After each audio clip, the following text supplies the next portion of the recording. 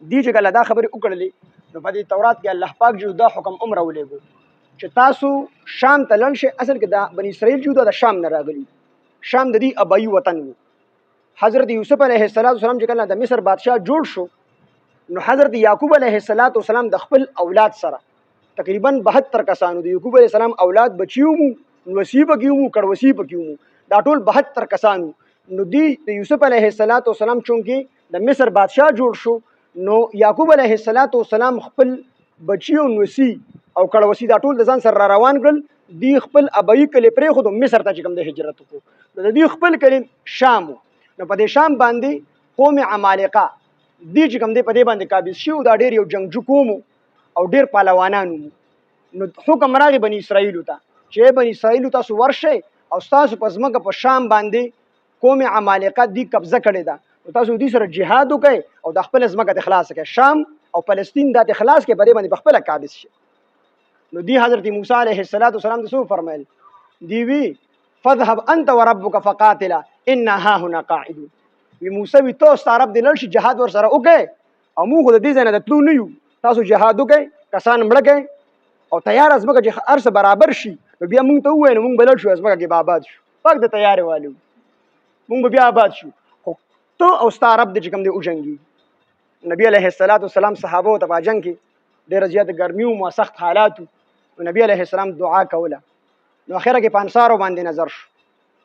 ابوبکر صدیق دوی د الله پیغمبره بس کا او ډېر زیات ته وجړل او الله به زموږ مدد کوي. نبی علیه السلام بیا هم چې کوم دی د خیمې نه راوځي. اخره کې په یو صحابي دی انصاري په هغه باندې نظر شو. هغه ته داسې وکتل. هغه انصاري صحابي ورته وایي د الله پیغمبره تا موږ ته خیال دی موږ انصار یو او موږ د بني اسرائیلو د موسی علیه السلام د قوم په شان قوم نه یو چې موسی علیه السلام ته وایي چې انت وربک فقاتل انا ها هنا قاعدون.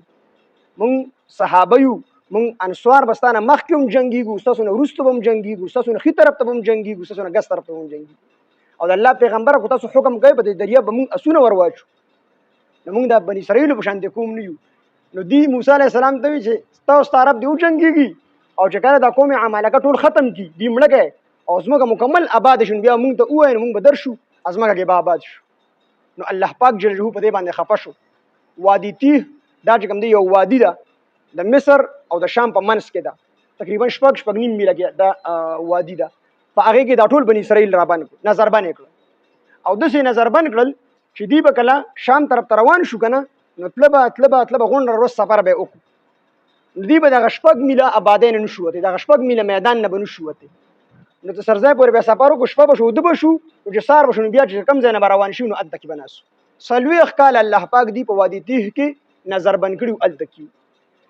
نو په دغه وادي تیه کې چې کوم دی د سوی انتظام نو نو الله پاک جل جلاله ته موسی علیه السلام سوال وکړو. الله پاک په د پاسه نه وریځې سورې په الله پاک د دې د پاسه د وریځې سورې د رڼا انتظام نو. الله پاک جل جلاله ورله یو ونه وایه یو راډ ورسه شو خو د رڼا انتظام ورله هم الله پاک جل جلاله په دغه کې د شپې وکړو. دغه رنګې د دې د کپړو انتظام نو. چا پورې چې کومې کپړې وي نو دوی خو بار وتي نشو ځان له کپړې اخیستې وي، دغه د دوکانونه نو او تاجران څوک نه راتلل. نو د دې په غاړه کې چې کومې کپړې وي نو هغه به نه زړېدې نه به شلېدې او چې کوم ماشوم به پیدا شو نو هغه ماشوم سره به کپړې پیدا کېدې او هغه به د ماشوم سره ورو ورو لوېدې. او د خوراک بندوبست ول الله داسې وکړو چې تیار نوړه ځان دا به ورته راتلل او هغه به دوی چې کوم دی خوړل. او من دا یو قسم سیز دی، مفسرین مختلفې ترجمې کړي دي مفسرینو. خو چې کله یو شی سړي په خپلو سترګو لیدلی نه نو څوک یو شان دی تعبیر کړي، څوک بل شان دی تعبیر کړي.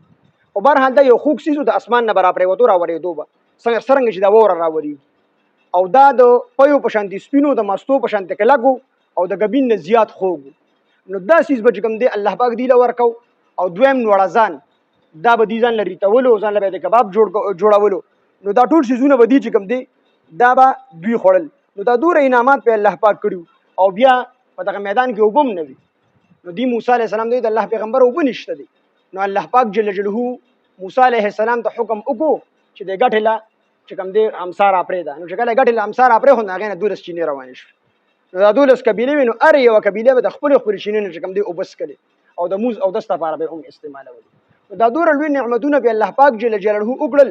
40 کالو پورې دي په هغه وادي تیه کې الله ساتلي دي، خوراک رزق یې وله ورکړ. خو الله ورته وفرمیل چې کوم سیز نوړزان دي یا د من دی دا به چې کوم دی تورنجبین د من ته تورنجبین نو دا به چې کوم دی تاسو ذخیره کوئ نه ځان سره به ساتئ نه بلې ورځې دپاره به یې نه ږدئ بلکې د ورځې لپاره چې تاسو څومره د استعمال ضرورت وي هغه استعمالوئ خو ذخیره کوئ به نه نو دی ذخیره شروع کړله دی به نوړزان ونیول هغه به یې کېښودل کېدای شي دی به دا یقین چې کېدای شي سبا ني دغه رنګې دا من تورنجبین به راغونډ کړو ځان سره به یې کېښودو نو چې کله دی دا خبرې شروع کړې توکل خلاف خبرې شروع کړې الله دې مه جمع کوئ دی به جمع کوله نو هغه شیزونه څښا کېدل شروع یو حدیث پاک کې دي خو کله حوا به د حضرت آدم علیه السلام سره بېوفایي نه وه کړې نو یوې ښځې به د خپل خاوند سره بېوفایي نه کوله او که بني اسرائیل ذخیره اندوزي نه کوله یعنې دوی دا څیزونه نه جمع کول نو تر قیامته پورې به یو څیز نه خرابېدو ابه نه خرابېدو نو دوی دغه څیزونه شروع کړل